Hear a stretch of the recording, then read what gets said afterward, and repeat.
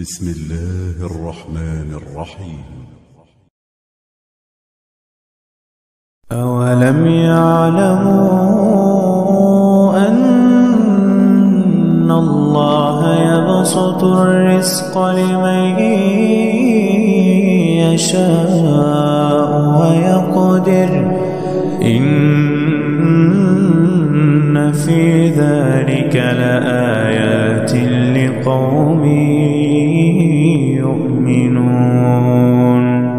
قل يا عبادي الذين أسرفوا على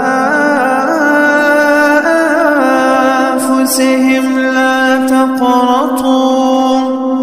لا تقنطوا من رحمة الله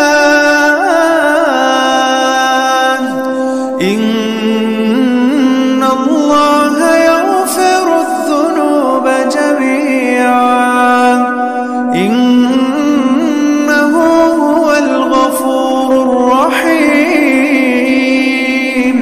وأنيبوا إلى ربكم وأسلموا له من قبل أن يأتيكم العذاب ثم لا تنصرون.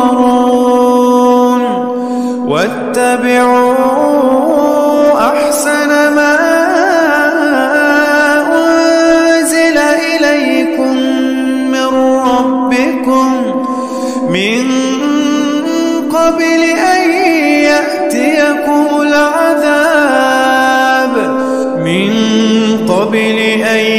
يأتيكم العذاب بغتة وأنتم لا تشعرون.